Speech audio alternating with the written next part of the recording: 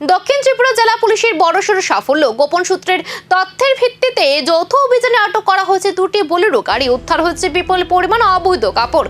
জানা গেছে, জিজ্ঞাসাবাদের সময় চালকরা কাপড় পরিবহনের কোনো বৈধ বিল, চালান বা প্রয়োজনীয় নথিপত্র দেখাতে পারেনি। ফলে পাচারের সন্দেহে বিএনএসএসের 106 ধারার কাপড়ের বান্ডিল ও গাড়ি দুটি বাজেয়াপ্ত করা হয়েছে। ইতিমধ্যে শুরু হয়েছে পরবর্তী আইনগত প্রক্রিয়া। পুলিশের দাবি, গোয়েন্দা তথ্যের ভিত্তিতে পরিচালিত এই অভিযানে অবৈধ ব্যবসা ও পাচারের বিরুদ্ধে চলমান অভিযানেরই অংশ। দক্ষিণ ত্রিপুরা জেলা পুলিশ সকল ধরনের পাচার চক্রের বিরুদ্ধে জিরো টলারেন্স নীতি বজায় রেখে কঠোর পদক্ষেপ গ্রহণ করেছে। আজকে আমরা পিয়ারবাড়ি থানা স্টাফ এবং রাঙ্গামুড়া আউটপোস্টের যৌথ উদ্যোগে আমরা তিনটি জায়গায় রেড করি।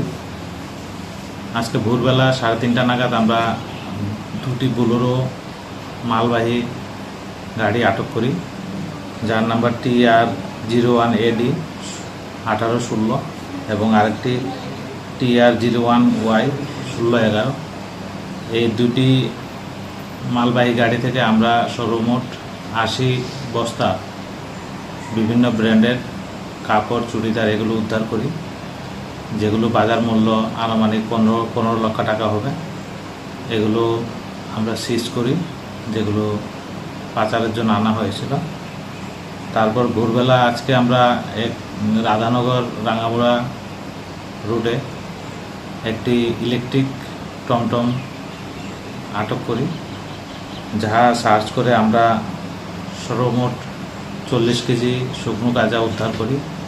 সাথে দুজনকে আমরা গ্রেপ্তার করি এবং এই শুকনো গাঁজাগুলোর মূল্য প্রায় 6 লক্ষ টাকা হবে। এবং রাজনগর মুসলিমপাড়া এলাকাতে আমরা আবার পুনরায় আরেকটি রেড করি। সেখান থেকে আমরা 34 কেজি শুকনো গাঁজা উদ্ধার করি এবং এটা 106-এ আমরা সিজ করি। এটার বাজার মূল্য আনুমানিক 5 লক্ষ টাকা হবে। তো আমরা আজকে 3টি রেড করে সর্বমোট এই 80 বান্ডেল কাপড় কোথায় থেকে আসলো আর কোথায় পৌঁছানোর কথা ছিল? এর পেছনে কি রয়েছে বড় কোনো পাচার চক্র? পুলিশের তদন্তে কি সামনে আসবে আরো চাঞ্চল্যকর তথ্য? নজর এখন সেদিকেই।